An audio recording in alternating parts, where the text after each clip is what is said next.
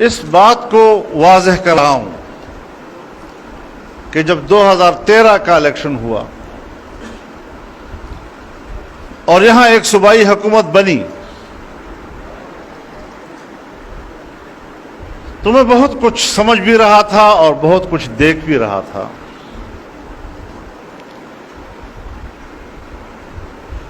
اور میرے کرب سے ریاستی ادارے واقف تھے.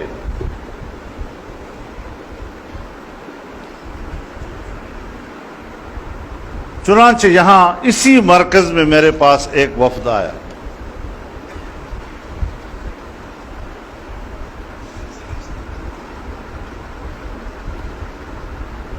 جس میں پاکستان کے چوٹی کی کاروباری طبقے کی قیادت بھی تھی اور جس کے اندر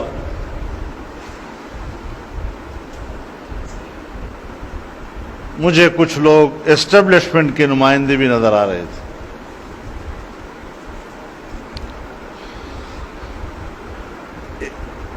یہاں بھی میٹنگ ہوئی اور اسلام آباد میں بھی میٹنگیں ہوئیں اور یہ تقریباً یہی ہفتے اور 10 دن کے اندر 3-4 میٹنگیں ہوئیں.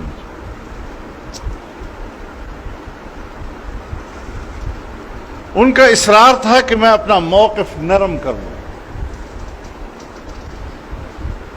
ان کا یہ خیال تھا کہ میں شاید کہیں اقتدار میں شیئر کا طلبگار ہوں اور اس حوالے سے مجھے آمادہ کیا جائے ایک اچھا شیئر مجھے دینے کے لیے. تو میں نے ان پر واضح کیا کہ شاید آپ مجھے سمجھے نہیں.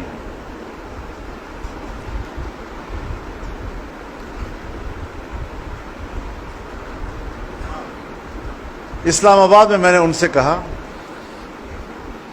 کہ جس مقصد کے لیے آپ تشریف لائے ہیں، جس حکومت کے لیے آپ مجھے آمادہ کر رہے ہیں کہ میں اپنا موقف نرم کروں یا ان کے ساتھ معاملات میں شریک ہو جاؤں، تو میں آج اس میٹنگ میں اس چیپٹر کو بند کرتا ہوں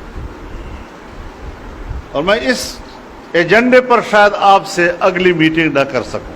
میں معذرت خواہ ہوں گا. ان تمام پر کچھ لمحوں کے لیے ایک سکوت طاری ہوا اور پھر ان کے بڑے نے اپنا سکوت کچھ اس طرح توڑا کہ جی آپ نے تو بات ہی بند کر دی. میں نے کہا اس معاملے میں میرے دو رائے نہیں ہیں. اچھا تو پھر ہم بھی ایک آخری بات آپ سے کر دیتے ہیں اگر اجازت ہو. تو میں نے کہا ضرور فرمائیے. تو انہوں نے مجھے کہا کہ ہم 2-3 سالوں سے آپ کی تقریروں کو نوٹ کر رہے ہیں جو پورے ملک میں آپ پھر کہتے ہیں. آپ اپنی تقریروں میں 2 باتیں کرتے ہیں.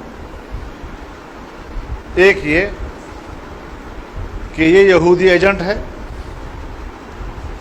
اور دوسرا یہ کہ جنگ تہذیبوں کی ہے اور یہ مغربی تہذیب کے نمائندے ہیں.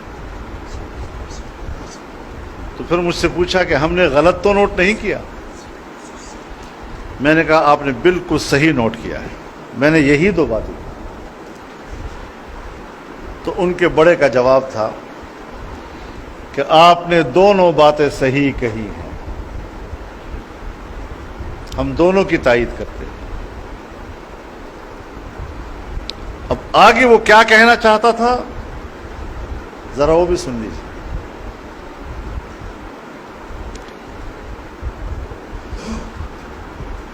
کہ دنیا میں بہرحال جنگ معیشت کی ہوتی ہے اور دنیا کی معیشت یہودیوں کے قبضے میں ہے.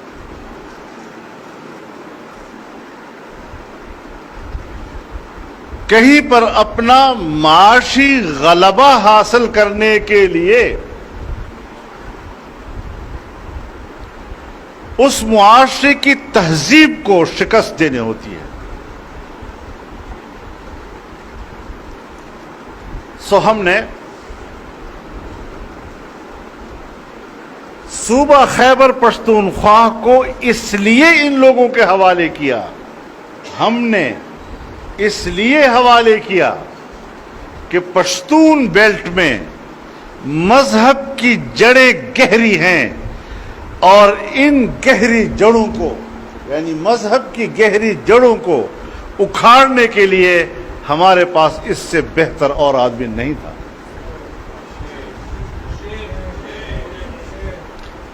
اگر اس سے پہلے میری اس بات کو آپ نے کہیں نوٹ نہیں کیا ہو، آج آپ نوٹ کر لیں اس مجلس میں.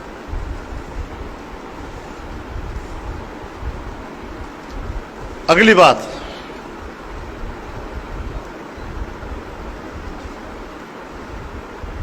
ہم نے این جی اوز کے ذریعے سے اس صوبے میں 15 سال کام کیا ہے تاکہ نئی نسل کو ہم مذہب سے دور کر دیں، اور ہم نے گراؤنڈ کے اوپر پیسے والا طبقہ پیدا کر دیا ہے. زمین پر، اب یہ ایک فنی بات ہے جس کو میں اب بھی نہیں سمجھ رہا، آپ بہتر سمجھتے ہیں، نقل کر کے آپ کے حوالے کرتا ہوں کہ گراؤنڈ پر اگر پیسے والا طبقہ ہوگا تو پھر جو اوپر سے پیسہ آئے گا اس کو جذب کرنے کے لیے زمین موجود ہوگی.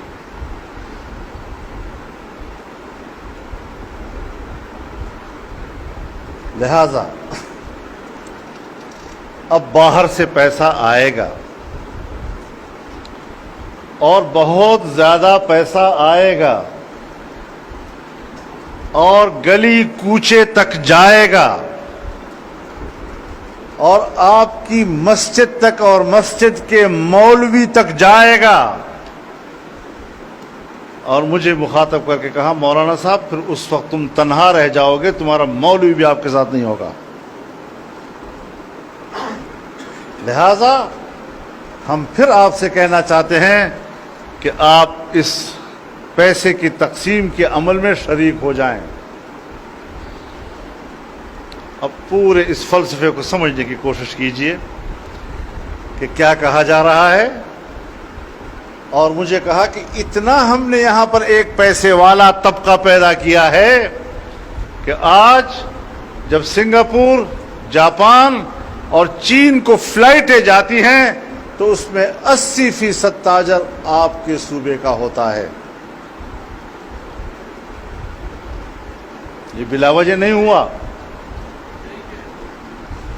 پیسہ آئے گا، گلی کوچے تک جائے گا، تمہاری مسجد تک اور اس کی امام تک جائے گا، اور تم تنہا رہ جاؤ گے. تو میں نے کہا کہ یہ ہم پہ چھوڑے، ہم تنہا رہیں گے یا نہیں رہیں گے. اور کوئی 2 مہینے کے بعد پھر مجھے فون کیا کہ پیسہ آ گیا ہے.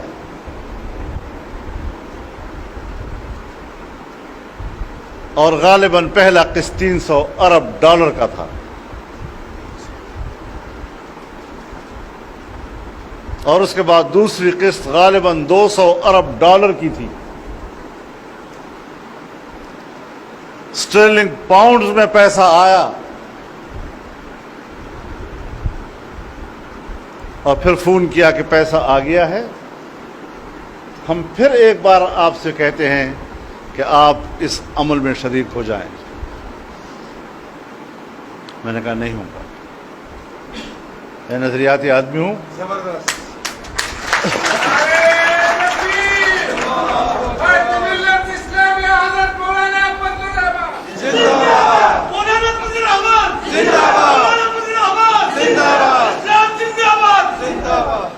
میں نے سیاسی پارٹیوں سے کہا کہ بھائی وقت ہے، اگر ہم ان کے علاوہ حکومت بنا سکتے ہیں تو حکومت بنائے، ایجنڈے کو شکست دینی ہے۔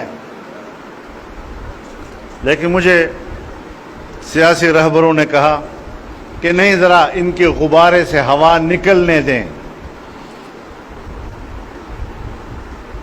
تو جب یہ اسلام آباد کے دھرنے انہوں نے شروع کیے تو میں نے میاں نواز شریف صاحب سے کہا کہ اب آپ بتاؤ کہ ہوا نکل رہی ہے غبارے سے یا بھری جا رہی ہے؟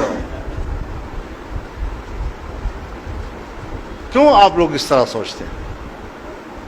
ایک ایجنڈا ہے، اس کو پائے تکمیل تک پہنچانے کے لیے بین الاقوامی دباؤ ہے، اور ہماری اسٹیبلشمنٹ بین الاقوامی دباؤ کو امپلیمنٹ کرنے کے لیے کام کر رہی ہے۔ یہ سب کچھ ہم پہ گزرا ہے، یہ ساری چیزیں ہم نے دیکھی ہیں، گالیاں سنی ہیں، بہتان سنے ہیں، کردار کشی برداشت کی ہے، لیکن ہم نے ایک نظریہ اس کا تعارف کرانے کی کوشش کی، جس کو میڈیا کے ذریعے ہوا میں اڑایا جاتا رہا، اس کی تضحیق کی جاتی رہی۔ اس نے جس کلچر کا اور مغربی کلچر کا مظاہرہ ڈی چوک پر کرایا، اس کے مناظر بھی آپ نے دیکھے۔ کیا ایک مسلمان اور ایک پشتون اس کلچر کے اس اظہار کو برداشت بھی کر سکتا ہے؟ اور ہم نے اس پر فخر کیے۔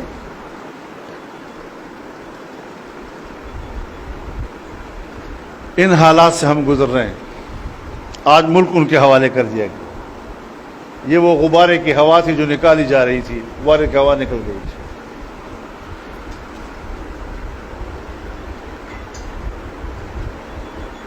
چنانچہ ہم تو اپنے راستے پہ چلے۔ تہذیب پر کیسے حملے ہوئے، ناموس رسالت پر کیسے حملے ہوئے، ختم نبوت پر کیسے حملے ہوئے، اور ہم اس حوالے سے میدان میں اترے۔ اور سب سے پہلے مظاہرہ ہم نے اس طرح کیا کہ شام کو میں نے فیصلہ کیا، یہاں پہنچا، اس کے بعد اپنی جماعت کو بلایا، اور عشاء کے لیٹ ٹائم پر ہم نے فیصلہ کیا کہ صبح جلسہ مظاہرہ ہوگا۔ سیکورٹی کے تمام تقاضوں کو نظر انداز کرتے ہوئے ہم جا کے کھڑے ہو گئے اس میں۔ لیکن ہم نے تحریک کا آغاز کر دیا تھا۔ اب نظریے پہ سودا نہیں ہو سکتا، ایجنڈا قبول نہیں ہو سکتا۔ اب کوئی فوج مجھے کہے، کوئی جرنیل مجھے کہے، اگر میں نظریاتی آدمی ہوں تو پھر میں نے شیئر لینے کے لیے ان چیزوں کو نظر انداز نہیں کرتا۔ حکومتوں سے غلطیاں ہوتی رہتی ہیں، ایسا نہیں ہے کہ کوئی سب فرشتے ہیں، لیکن بعض لوگ غلطی کر کے محسوس کر لیتے ہیں کہ اچھا نہیں ہوا، ایجنڈا اس کے پیچھے نہیں ہوتا۔ بعض لوگ وہی اقدامات کرتے ہیں، اس کے پیچھے باقاعدہ ایجنڈا ہوتا ہے، آپ کی تہذیب کو تبدیل کرنا چاہتے ہیں، مغربی تہذیب میں آپ کو ڈھالنا چاہتے ہیں، اور اس طریقے سے پورے ملک کو اس طرف لے جانا چاہتے ہیں کہ ہم اسرائیل کو بھی تسلیم کریں اور ہم قادیانیوں کے خلاف آئینی ترمیم کو بھی واپس لیں۔ لیکن انشاءاللہ یہ خواب کبھی ان کا پورا نہیں ہوگا۔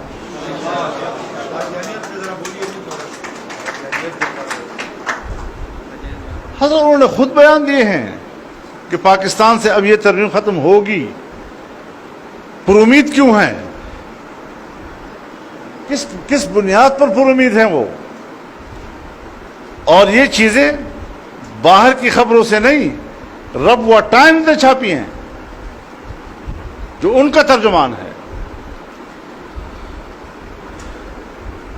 جب آزادی مارچ کا ماحول بنا اور ہم اسلام آباد کی طرف روانہ ہوئے تو کچھ لوگوں نے مجھے کچھ باتیں پہنچائیں کہ آپ کے آزادی مارچ سے دنیا کی دو قوتیں پریشان ہیں، ایک اسرائیل اور ایک قادیانی، اور وہ سمجھتے ہیں کہ ہم نے جو 40 سال تک دنیا میں لابنگ کی ہے پاکستان میں اپنے آپ کو دوبارہ داخل کرنے اور خود کو پاکستان سے منوانے کے لیے، اس سب پر پانی پھر جائے گا، اور اسی حوالے سے جو کچھ ہم دیکھ رہے ہیں یہ ایجنڈے کے تحت ہو رہا ہے۔ مالیاتی کمیشن میں ان کو نمائندگی دینا یہ بلا وجہ نہیں ہوتی۔ ملک کی سطح پر ایک اقتصادی کونسل بنایا جاتا ہے، اس میں ایک قادیانی کو لیا جاتا ہے کہ جی ماہر معیشت ہے، تو پھر ماہر معیشت پر جب احتجاج ہوتا ہے اور اس ایک قادیانی کو ریموو کیا جاتا ہے، پوری کونسل ختم کر دی جاتی ہے۔ کیوں؟ کیا معیشت کے لیے اگر قادیانی بیچ میں ہو تو پھر تو کونسل کی ضرورت ہے، اور اگر ایک قادیانی بیچ میں ریموو ہو جائے تو پھر کونسل کی ضرورت ہی نہیں رہتی۔ قوم زندہ ہے۔